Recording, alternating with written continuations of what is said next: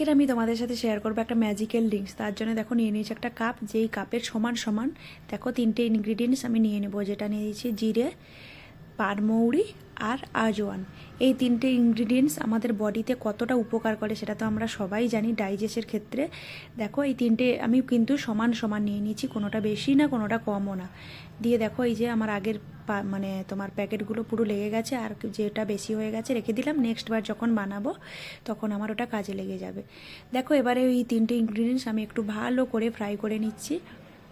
Fry করে ঠান্ডা হওয়ার জন্য রেখে দিলাম। ঠান্ডা হয়ে গেলে এটাকে আমি একটা পাউডার বানিয়ে নেব মিক্সির মধ্যে। আগেও আমি দুবার তিনবার বানিয়েছি, তাই আমি মানে অনেকটা উপকার পেয়েছি, তাই ভাবলাম এটা এবারে শেষ হয়ে গেছে, বানাতে যাচ্ছিলাম, তাই তোমাদের সাথে ভিডিওটি শেয়ার করছি, ভাবলাম যে তোমাদের উপকারে আসতে পারে। দেখো এই যে হয়ে গেছে আমার পাউডারটা বানানো। এই পাউডারটা না কী করবে তোমরা, কেমন খাবে, যেদিনকার কোনো রিচ খাবে বা যাদের বেশি বেলি ফ্যাট তারা ডেলি রাত্রেবেলা খাওয়ার মানে পরে আধা ঘন্টা পরে খেতে পারো। আমি কি করি না, সাধারণত যেদিন তোমার প্রচুর রিচ খাওয়া হয়ে যায়, বাইরে থেকে খাওয়া হয়ে যায়, সেদিন উষ্ণ গরম জলের মধ্যে 1 চামচ কিংবা 2 চামচ দিয়ে এটা খেয়ে নিই। এটা কিন্তু খেতে যথেষ্ট ভালো, খারাপ না, তোমরা ট্রাই করতে পারো। আমার ছেলেও তো এটা খাওয়ার জন্য, আমি যখন খাই চলে আসে, মাম্মা আমাকে 1 চামচ 2 চামচ দাও, ওকেও 1 চামচ 2 চামচ খাইয়ে দিই। দেখো এখনই চলে এসছে, ওকে খাইয়ে দেবো। আর যাদের প্রচুর অ্যাসিডিটির সমস্যা আছে তারা এটা অবশ্যই ট্রাই করতে পারো, তোমরা অবশ্যই উপকার পাবে, আমি বলে দিলাম, মাস্ট ট্রাই করো।